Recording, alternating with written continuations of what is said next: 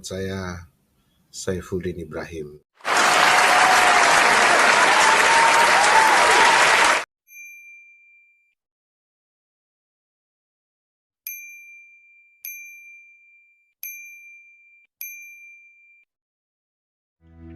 Saya baru mengerti apa yang dimaksud ghibah dalam pandangan Islam. Saya berikan dulu pandangan Islam yang disampaikan oleh Ustadz Das'at Latif, ya, PhD.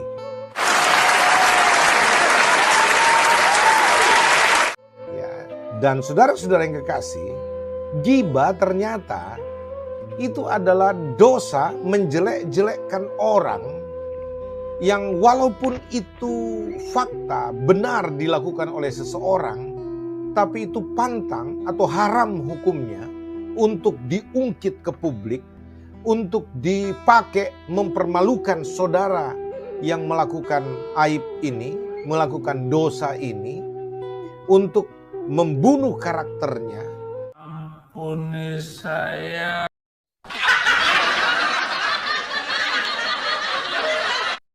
Dan kemudian yang namanya ghibah ini diharamkan oleh Tuhan, oleh Allah ya, sebagai peringatan yang keras.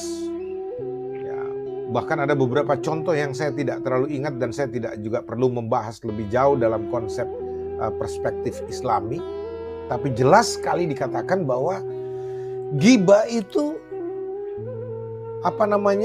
sangat dimurkai Allah. Dan sangat ditentang oleh Nabi Muhammad.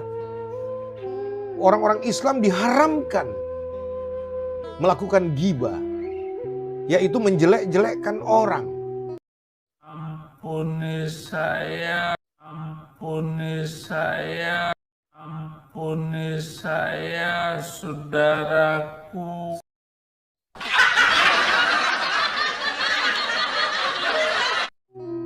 Walaupun memang dia melakukan hal itu, betul dia lakukan hal itu. Tapi sebagai seorang muslim, dia tidak boleh mencemarkan. Apalagi orang itu sudah membayar harganya, sudah dihukum akibat perbuatan dosanya di masa lalunya. Ya.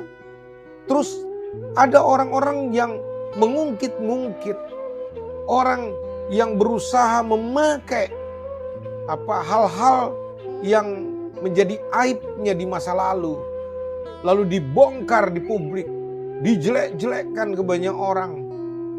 Nah, itu ghibah. Itu benar-benar diharamkan. Bayangkan saja, ini ajaran Islam loh, mengharamkan yang namanya ghibah. Itu hukumannya neraka itu. Orang-orang dibangkrutkan di akhirat katanya. Sekalipun dia rajin sholat, dia rajin ibadah, dia rajin memberi sedekah, dia rajin memberi dia rajin puasa, naik haji berulang-ulang, tapi kalau dia melakukan ghibah dan fitnah, itu orang-orang bisa tuntut dia di akhirat, di hadirat Allah. Ampuni saya, saudaraku.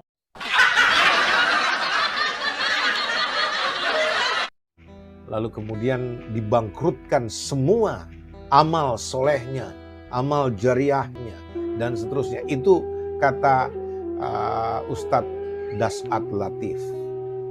Ya. Ampuni saya.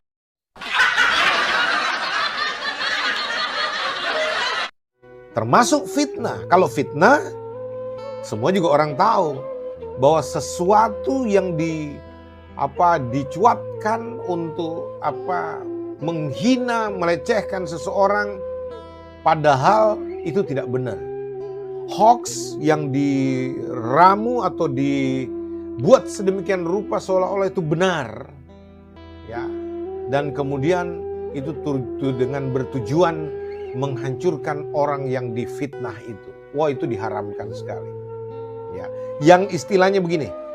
Yang istilahnya benar orang itu melakukan dosa, melakukan aib, melakukan kejahatan, itu pun tidak boleh dipublis kejahatannya, dijelek-jelekkan, aibnya dibongkar di depan umum, ya, dan itu harus dihormati gitu loh. Dalam pengertian bukan mentolerir. Kita tidak boleh, sekalipun itu orang jelek, orang itu melakukan hal yang tidak benar, kata Saad Latif, tapi gak pantas untuk membuka aib orang itu, menjelek-jelekkan ke banyak orang, apalagi di publik. Ya, bahkan seorang pengacara berkata pada saya bahwa itu ada teman pengacara maksudnya, bahwa Islam, ya dia berkata bahwa ghibah atau semacam pengeksploitasi 10 kali saya terkejut. Jut.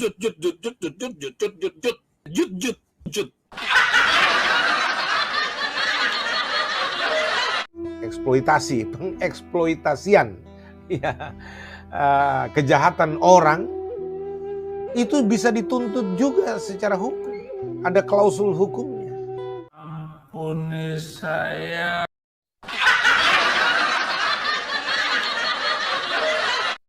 Karena orang yang melakukan dosa dan dia sudah bayar harganya, baik secara hukum yuridis formal maupun dalam hukum adat misalkan, atau juga dalam sanksi yang dia terima di organisasi sosial kemasyarakatan atau agamanya, itu dia sudah membayar harganya, tidak boleh diguling sana sini lagi seolah-olah itu baru terjadi untuk kemudian mencemarkan orang itu. Itu ada klausul hukumnya. Ya. Dan saya mau beritahu kepada saudara bahwa orang Kristen tidak boleh lakukan itu. Pantang. Kalau kita mau pakai istilah haram hukumnya. Karena Islam saja mengharamkan hal itu. Apalagi fitnah yang tidak benar kemudian diisukan bahwa orang itu melakukan itu padahal tidak. Ya.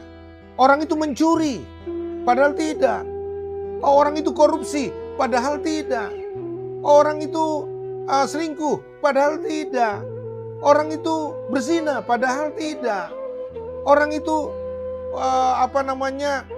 melakukan penipuan, padahal tidak. Itu fitnah. Itu benar-benar diharamkan. Ampuni saya. Ampuni saya, saudaraku.